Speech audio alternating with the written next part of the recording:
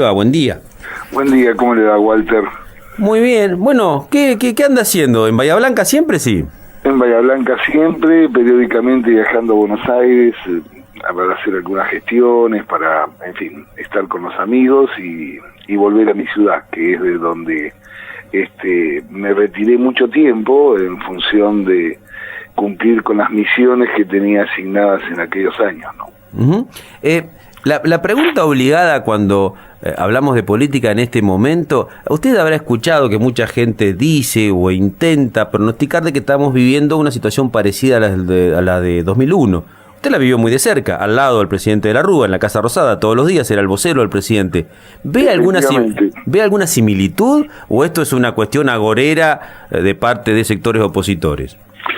No, yo creo que es una cuestión agorera de parte de quienes tienen precisamente el deseo de que vuelva a ocurrir en la Argentina una crisis de la magnitud que fue aquella del 2001, pero no tiene nada parecido que no sea algunos episodios que se reiteran, como es la oposición del kirchnerismo y de algunos sectores del peronismo a trancar decisiones que el gobierno libremente tiene que tomar. Ayer mismo conocimos los argentinos una carta que firmaba Guillermo Moreno, en donde le proponía al Fondo Monetario Internacional que no le libere los fondos al gobierno, porque se interesaría, las cuestiones post-2019, es decir, para el próximo gobierno. Honestamente es ridículo que eso ocurra en Argentina. La oposición en este caso no tiene por qué estar preocupado por hablar con el Fondo Monetario Internacional. En todo caso, esa misión la debe cumplir el gobierno. En segundo lugar, decirle que el 2001 el Fondo Monetario Internacional no ayudó a la Argentina. En este momento lo está ayudando. El gobierno de los Estados Unidos en aquel momento estaba Bush hijo y obviamente no tenía la relación que en este momento se encuentra Trump con Macri, en el sentido de apoyo, no en palabras sino en hechos concretos, como poner el Fondo Monetario Internacional a estudiar de urgencia un acuerdo económico para la Argentina o un crédito. Y además tenemos otra sociedad. Aquella sociedad probó esta circunstancia en el sentido de que permitió que sectores del peronismo se movilizaran y sectores de la izquierda a generar caos, etcétera, etcétera. Y me parece que ahora solamente los que son herramientas de movilización en la capital federal tienen este sentido de agresividad hacia el gobierno, y eso va a evitar sin lugar a dudas que tengamos otro 2001, más allá de que van a buscarlo. Esta situación de el dólar a 40 pesos, la inflación de agosto que acaba de terminar en el 4%, ya va a más del 24% en lo que va del año. Hay una situación de crisis económica, hay problemas sociales. De hecho, el gobierno de la provincia de Buenos Aires acaba de anunciar aumentos en la ayuda social porque ve que la situación es compleja. ¿Esto es responsabilidad de lo que dejó Cristina o es responsabilidad de los errores de Macri? Yo diría que es un mix, ¿no? Cristina dejó una bomba en estado de tic-tac. Dejó un estado enorme, una ineficiencia en la economía fenomenal, un aislamiento de la Argentina extraordinaria. Teníamos amigos a Venezuela, a Bolivia, a Perú, con todo respeto, ¿no? Algunos países del África, y después no nos escuchaba nadie en el mundo. Me parece que ahora eso se ha modificado. Tenemos 30 y pico por ciento de pobres, con Cristina teníamos 30%. Tuvimos, el viento de cola más importante que conozca la Argentina en los últimos años. Soja 650 pesos, trigo a 200 o 180, maíz a 200 o 180. Tuvimos ingresos por nuestros commodities espectaculares y todo eso se diluyó. Teníamos inflación mentirosa, Es decir, el nivel de inflación de la Argentina en la época de Cristina era mentirosa, se manejaban los índices.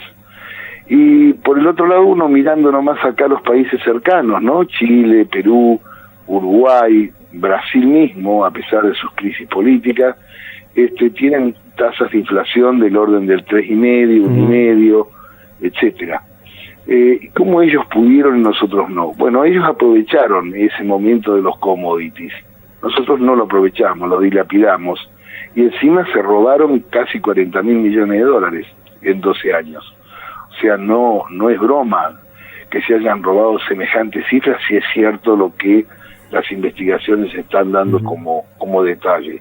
Entonces me parece que la cuestión que estamos viviendo ahora es una cuestión compleja, sin duda. Nuestro problema con la inflación no es de ahora, es de décadas. Este es un país que gasta más que lo que produce, y además tenemos un Estado en una magnitud, un mega Estado extraordinario y bastante ineficiente, y una presión impositiva descomunal. Y en donde sacamos un ladrillito de la presión impositiva, se nos desmorona el imperio, ¿no? Y en consecuencia, bueno, es lo que hace la gobernadora con muy buen criterio, aumentar los recursos para los sectores que menos tienen, porque son los que menos tienen que sufrir. Ahora, no se equivocó, Macri. Sufren en una situación muy seria, ¿no? El gobierno nacional no se equivocó en el diagnóstico de algunas políticas, porque uno ve que están... Sí, claro que se equivocó, ¿cómo no? Yo creo que tuvo un optimismo, yo creo que el gobierno nacional debió... Claro que uno cuando le levanta la cola al caballo todo el mundo grita yegua, ¿no? En el sentido de que esto con el diario del lunes es más fácil de analizar. Pero el gobierno me parece que en 2015, cuando ganó las elecciones y asumió en diciembre del 2015, naturalmente tenía un optimismo, me parece a mí, desproporcionado. En el sentido de que no quería hacer mucho ruido con el objeto de que vinieran inversiones y que de alguna manera apostáramos al crecimiento, etcétera, etcétera. La Argentina tiene un cuadro de antecedentes, no digo de buscado en el mundo, pero tenemos 2 o 3 default en los últimos años. O sea, no es un país que ha cumplido con su deuda, etcétera, etcétera.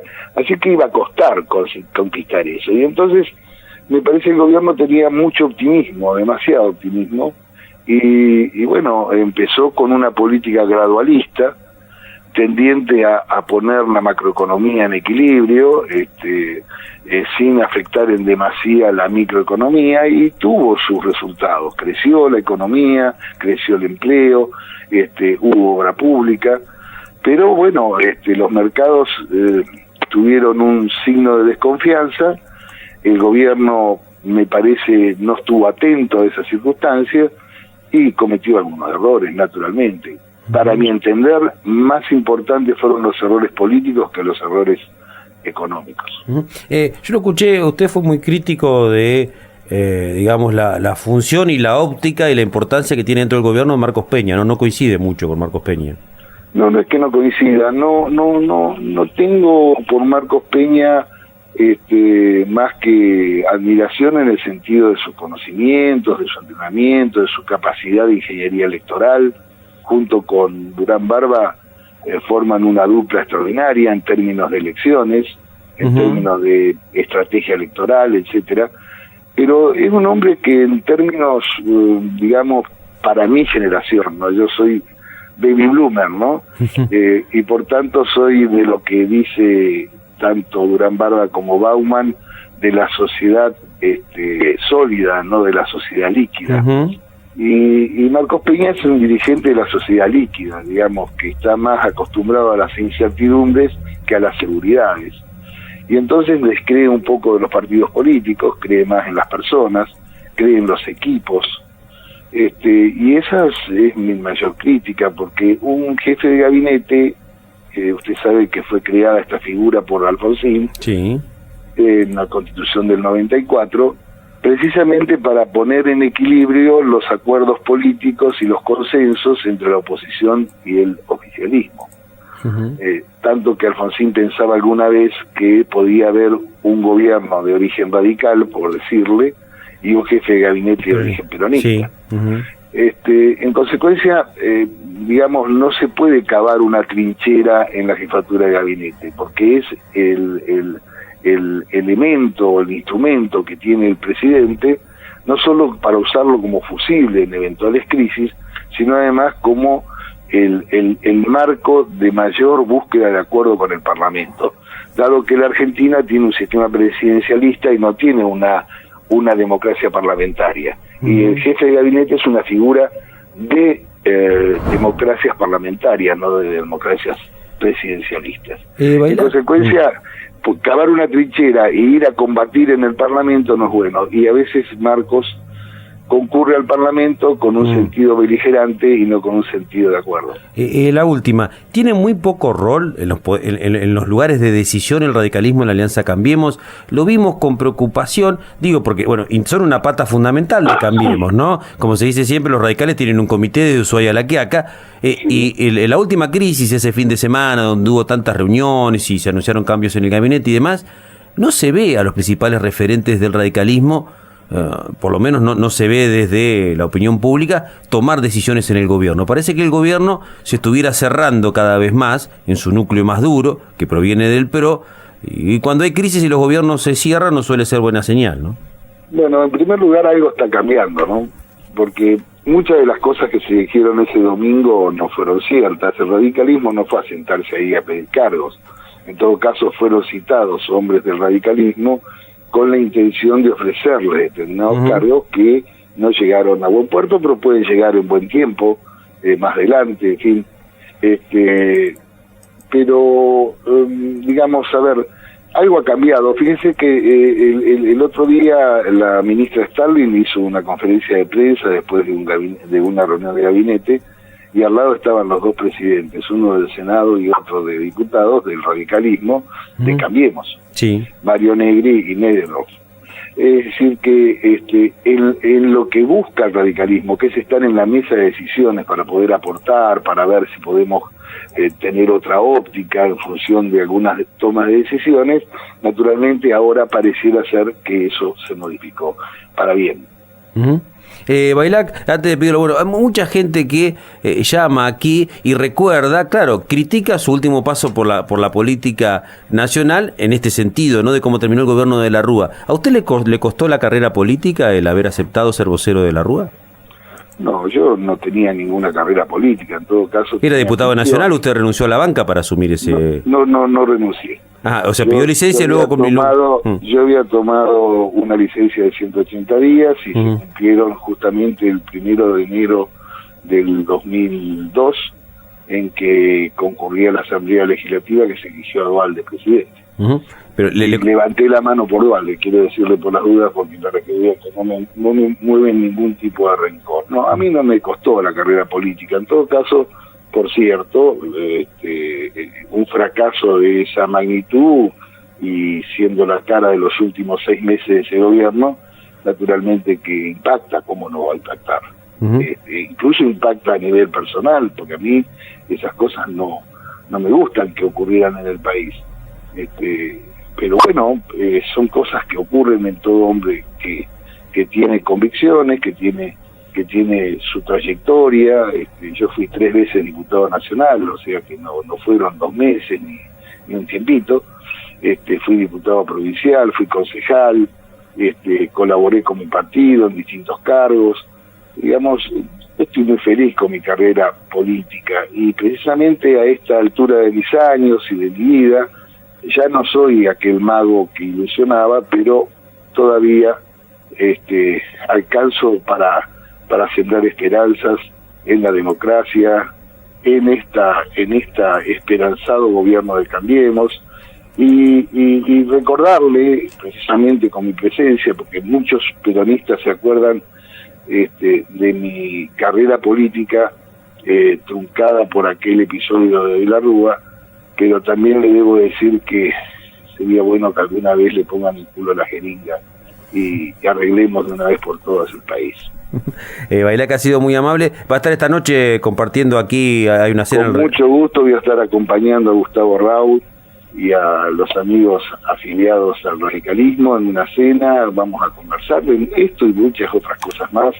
Y como le digo, sembrador de esperanza soy ahora. Bueno, que tenga buena cosecha. Le agradecemos. Vamos a tenerla, va a ver usted. Le agradecemos el contacto. Le mando un abrazo grande y le agradezco mucho el contacto. Hasta luego. Bye. Estás